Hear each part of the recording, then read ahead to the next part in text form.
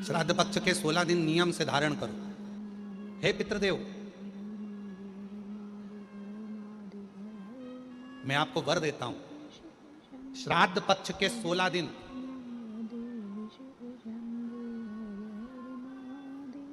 यदि संसार का कोई मनुष्य बेल दूध का प्रयोग करता है, बेल दूध से मतलब होता है बेलपत्र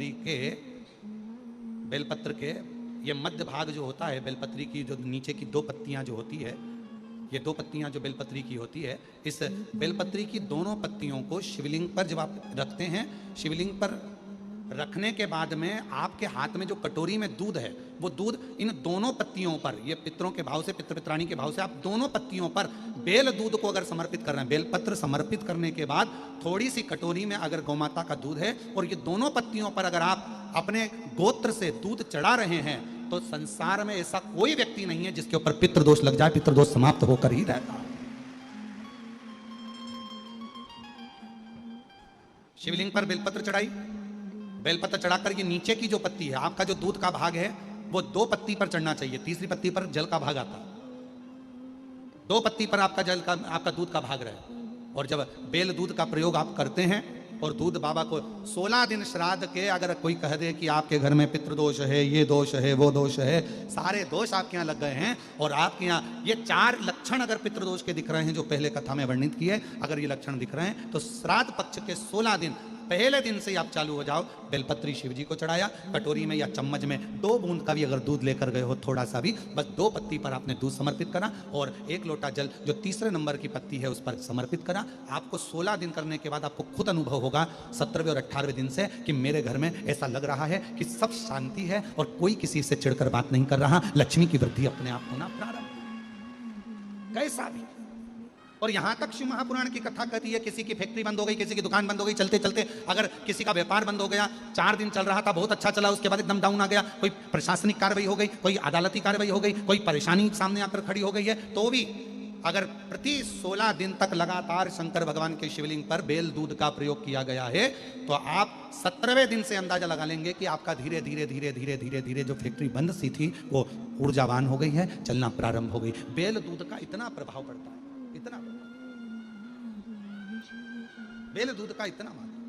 पितृदोष से संसार सागर की मुक्ति हो, मोक्ष हो, ऐसा कोई फल केवल देव अधिदेव महादेव ने बेल और दूध का जो प्रयोग है, उस प्रयोग का साधारण फल नहीं है, बहुत फल। और श्राद्ध पक्ष में मेरी जीजियों से निवेदन है, मेरी बेटियों से, मेरी माताओं से, अगर तुम्हारे घर में 25 साल तक भी औलाद नहीं हुई, 20 साल हो गए, 25 साल हो गए, 30 साल हो गए, 28 साल हो गए, 15 साल भी हो गए, 10 साल भी हो गए और संतान का सुख नहीं है, तो श्राद्ध पक्ष में प्रतिदिन अपना जो पानी का हंडा होता है, परिंडा होता है, क्या बोलते हैं हैदराबाद में, हमको उसको नहीं मालूम, जहां पर पीने का पानी भरते हैं, हंडा बोलते हैं, मटका बोलते हैं, बाल्टी पानी की या हंडा, मटका, गगरा, जो भी भर कर रखते हो रसोई घर के अंदर पीने का, उस पानी के भरे हुए हंडे के पास में पितरों का स्थान होता है।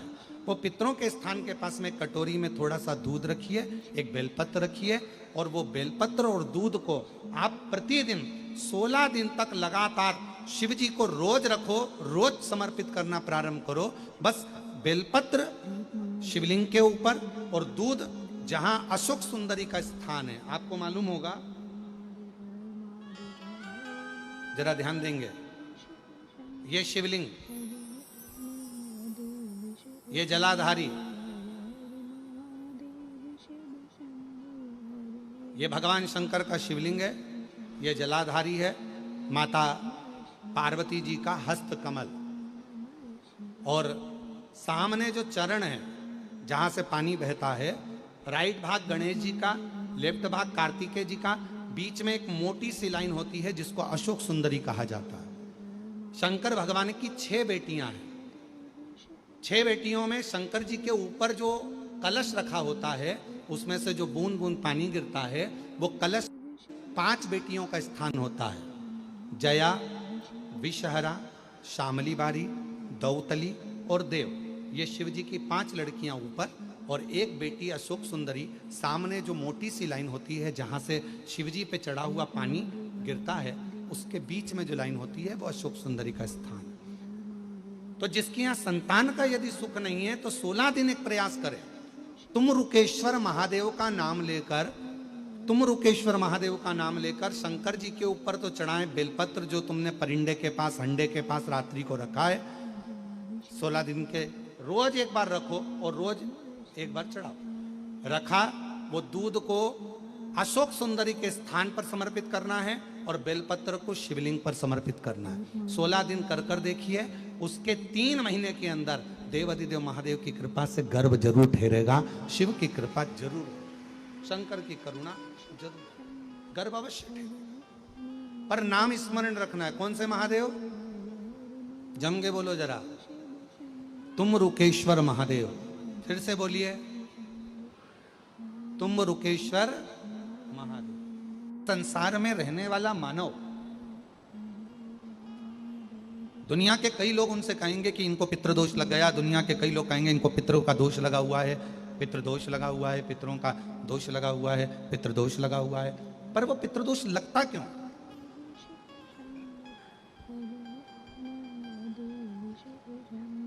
पितृदोष लगने का कारण है क्या? आपने अपने गए हुए पूर्वजों के लिए तर्पण भी करा, पिंडदान भी करा, तिलांजलि भी दी, ब्राह्मण का भोजन भी कराया, सब कुछ करा, जो आपसे बन सकता था आपने सब कुछ करा, सब कुछ। फिर पितृदोष कैसे लग गया? फिर पितरों का दोष कैसे लग सकता है? तो पितरों ने तुरंत भगवान देवाधिदेव महादेव से कहा कि संसार सागर में माता पिता के रहते हुए उनका आदर ना कर पाना, या माता पिता को जब प्यास लगी उस समय पर जल प्राप्त ना हो पाना, या किसी न किसी रूप में माता पिता के, पूर्वजों के आदर से वंचित रह जाना, फिर माता पिता के चले जाने के बाद, बुजुर्गों के चले जाने के बाद वो दोष घर में लग जाना पितृदोष की संज्ञा में आता। और पितृदोष के 4 लक्षण सबसे प्रबल हैं। ये कोई भी अनुभव कर सकता है पितृदोष के 4 लक्षण में। पहला लक्षण है 1 रुपया कमाओ, 1.25 रुपये खर्च हो रहे हैं, समझ लेना पितरों का दोष है। दूसरे नंबर का, एक व्यक्ति घर में बीमार है, ठीक हुआ, दूसरा बीमार पड़ गया, तीसरा ठीक हुआ, चौथा बीमार पड़ गया, घर में कोई ना कोई निरंतर बीमार पड़ा हुआ है, दवाई गोली लगी रही है, समझ लो पितरों का दोष है। तीसरे नंबर पर आप कोई पूजन की थाली लगाए, किसी को भोजन देने जा रहे थे, किसी को पानी देने जा रहे थे, किसी को भोजन का कोई नाश्ता देने जा रहे थे, और आपकी ट्रे में से, आपकी थाली में से, आपके हाथ से अगर कोई भरा हुआ पात्र पानी का गिर गया, नाश्ते का गिर गया, थाली गिर गई, कोई दूध का गिलास गिर गया, कोई सामग्री गिर गई, कोई पूजन की थाली तुम्हारे हाथ में है और पूजन की थाली में से मालूम पड़े कोई सामान गिर गया नीचे, समझ लो कि पितृ का दोष है।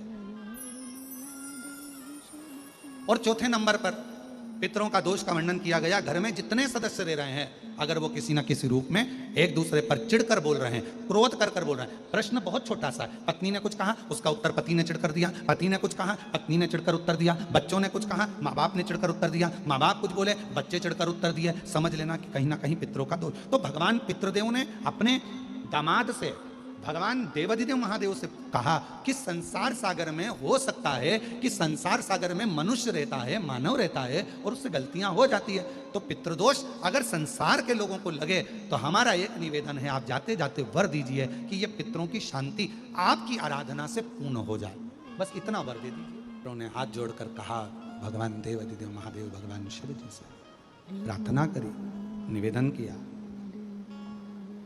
संसार का मनुष्य, दुनिया के लोग कहें कि ये पितृ दोष है, पर उस दोष से आपकी पूजन आराधना से वो दोष मुक्त हो जाए।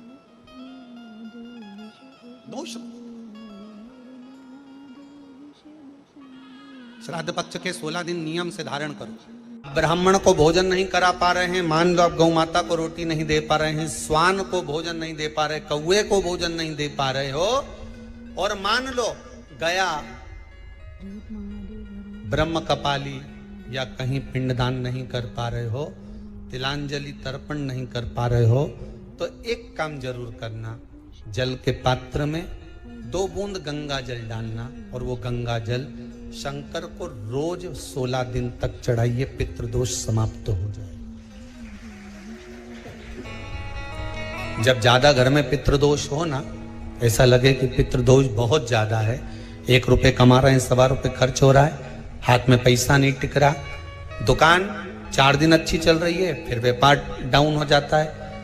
कोई पैसा लेकर भाग गया, नहीं दे रहा, कहीं कर्जा मात्रा बढ़ गई है, ये पितृदोष के लक्षण है कुछ। इसमें आपके घर में जो भी रुद्राक्ष पड़ा हो, जो भी रुद्राक्ष रखा हो, क्योंकि संभाल के तो आप रखते नहीं, पटक देते हो यहां में, जो भी रुद्राक्ष आपके घर में रखा हुआ, एक पानी के पात्र में उस रुद्राक्ष को डाल दीजिए, उसमें 1 चावल का दाना डाल दीजिए। महाराज, परिंदा जहां होता है, मटका, हंडा या रसोई घर में आपका जो पानी भरने का स्थान होता है, जिसको आरो वारो क्या क्या लगा के रखते हो, उसी के कहीं पास में उस कलश को रख दीजिए, ऊपर से उसको ढक दीजिए।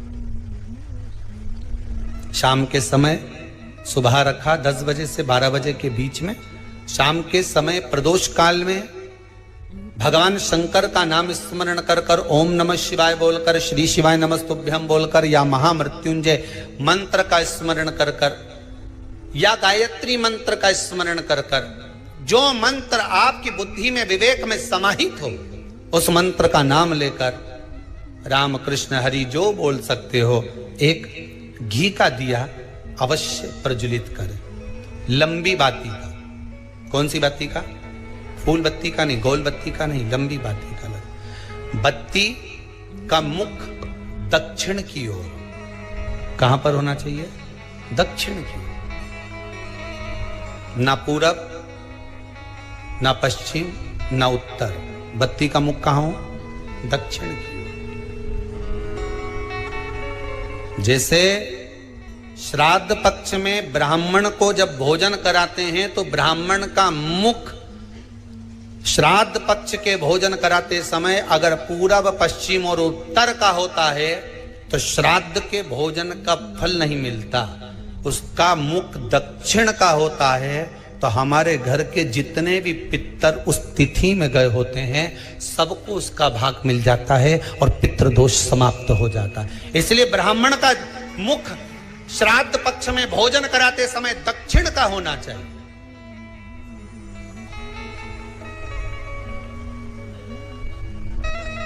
ब्राह्मण का मुख दक्षिण का हो।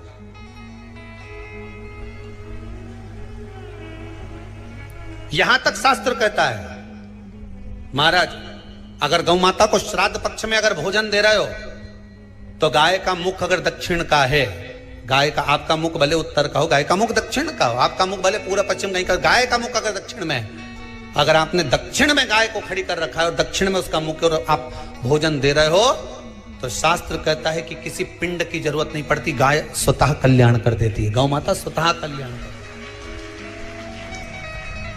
दक्षिण मुखी हो। तो दिए की जो बाती का मुख कहां होना चाहिए? दक्षिण का। और दक्षिण का मुख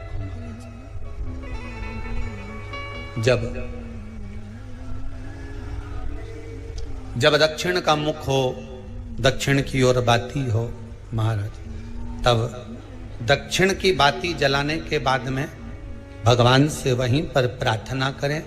जो कलश रखा है उसके ऊपर जो प्लेट रखी है, ढाका गया है, वहां अपना सीधा हाथ रखें और अपने पूर्वजों का, अपने पितरों का स्मरण करें कि मेरे धन को लेकर कोई चले गया, मेरा व्यापार ऐसा चल रहा है, मेरा घर में बच्चों का विवाह नहीं हो रहा, या घर में इतनी अशांति है, या तकलीफ है, या कष्ट है, ये सब का स्मरण कर कर उस कलश को रात्रि भर रखे रहने दें। सुबह स्नान आदि करने के बाद फिर एक घी का दिया दक्षिण की ओर लगाकर सुबह 10 बजे से 12 बजे के बीच में उस जल को शिव जी को समर्पित कर कर जाएं और वो रुद्राक्ष लेकर वापिस सजाएं। महाराज वापिस सजाइए, उस रुद्राक्ष को अपने घर में रख दीजिए।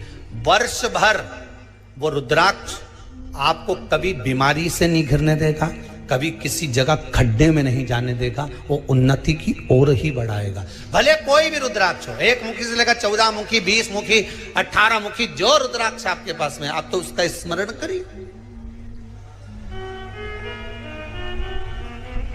आप उसका स्मरण करिए। आपको लगता है कहीं कहीं कि मेरे पितर मुझ पर क्रोध कर रहे हैं?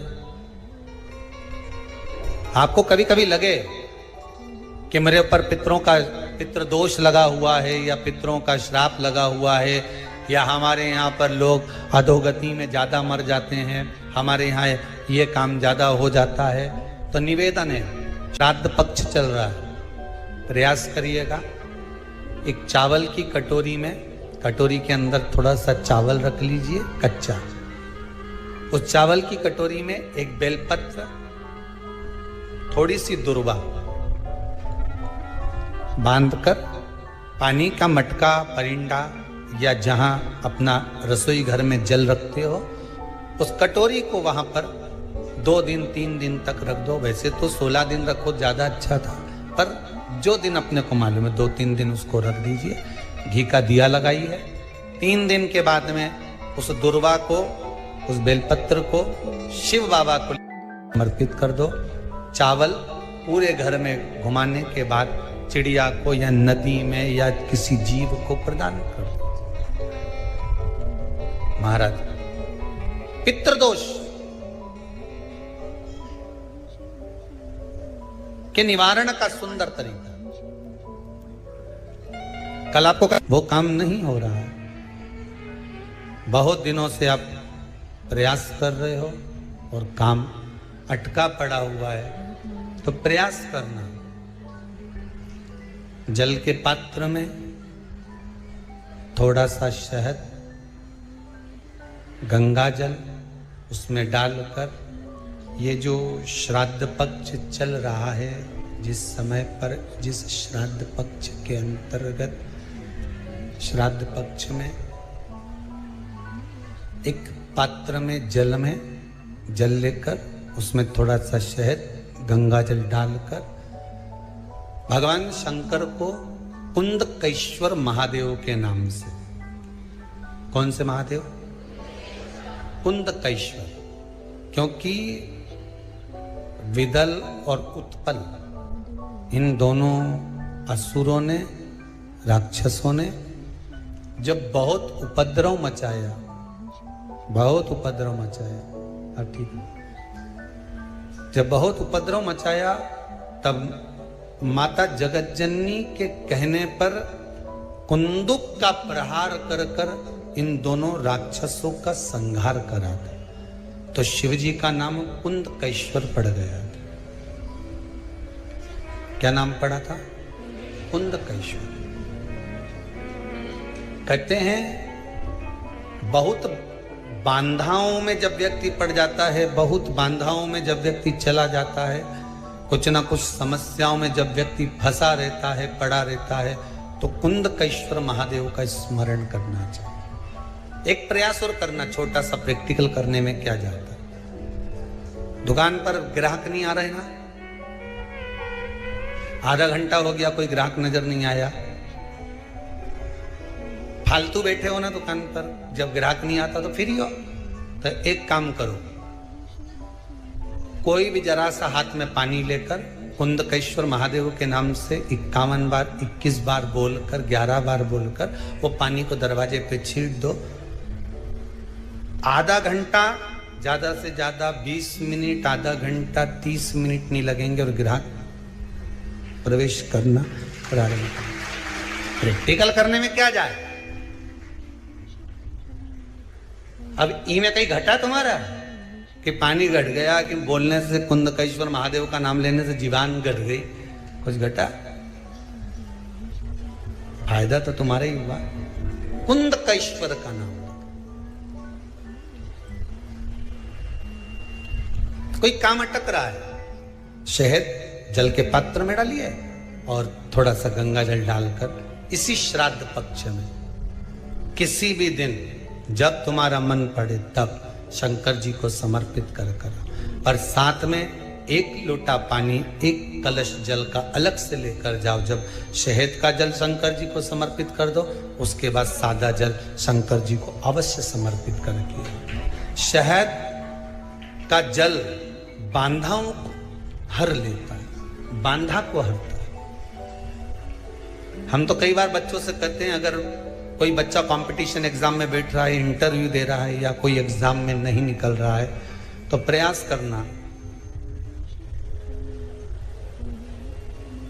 बेलपत्री का जो बीच वाला पत्ता होता है, इस पत्ते पर शहद लगाकर हथेली में रखकर अंगूठे से इसको इस तरह से दबाकर शिव जी के कुंदकेश्वर महादेव का नाम लेकर अपनी मनोकामना कर कर शंकर भगवान का जो शिवलिंग है उस शिवलिंग पर इस बेलपत्री के पत्ते को चिपकाकर आ जा और एग्जाम देने जा। बाबा निपटे का सब काम कर। जिस बालक बालिका का जॉब नहीं लग रहा हो, सर्विस नहीं लग रही हो, नौकरी नहीं लग रही हो, जगह जगह पहले करते थे जॉब अब छूट गई, 2 साल हो गए 3 साल हो गए सर्विस नहीं लग रही हो, बहुत प्रयास कर लिया हो, बहुत प्रयास, तो महाराज काली तिल्ली को पीस कर उसको जल के पात्र में डालकर अपने घर के मटका परिंडा पितरों का जो स्थान होता है, जलाशय होता है, उसके पास में एक पात्र में रख दीजिए। बेलपत्री या बट का पेड़ या पीपल का पेड़, इस वृक्ष के नीचे एक रात्रि तक रखे रहने के बाद में दूसरे दिन अपनी कामना करकर, जिनका जॉब नहीं लग रहा, सर्विस नहीं लग रही, नौकरी नहीं लग रही, या कहीं उलझने उत्पन्न हो रही है, उस व्यक्ति को हाथ में ले जाकर उस पात्र का जल, 3 वृक्ष पितरों के तुल्य हैं। कल की कथा में कहा था, पहला बेलपत्री का, दूसरा पीपल का, तीसरा बट का, ये 3 पितरों के तुल्य हैं। इन 3 में से किसी भी वृक्ष के नीचे उस काली तिल के जल को समर्पित कर दीजिए। महाराज बाबा चाहेगा, भोलेनाथ जी चाहेगा तो 3 महीने में कहीं ना कहीं योग बना ही देगा। ये पक्का, बाबा पर विश्वास रखो, शंकर भगवान पर भरोसा विश्वास रखकर आप कार्य करेंगे, क्यों ना हो।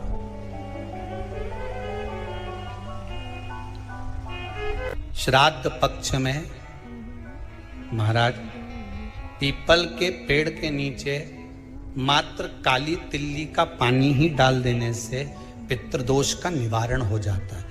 किसी लड़के की लड़की की विवाह शादी नहीं हो रहा हो, मंगल विवाह नहीं हो रहा हो, पानी के लोटे में थोड़ा सा काला तिल डालकर श्राद्ध पक्ष में पीपल के पेड़ के नीचे चढ़वा दीजिए।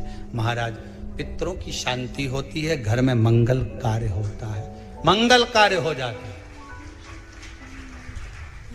पितृदोष का निवारण होता है।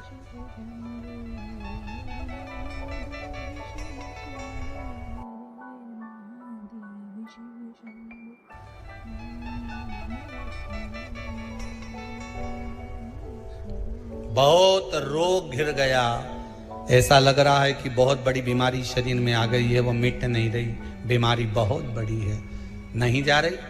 सरसों का फूल भगवान शंकर को चढ़ाना प्रारंभ कर दो। सरसों तो आप अपने घर के अंदर भी बो सकते हो, उसमें पीला फूल ही जाता है, शिव जी को चढ़ाना चालू कर दो, बीमारी समाप्त होना प्रारंभ।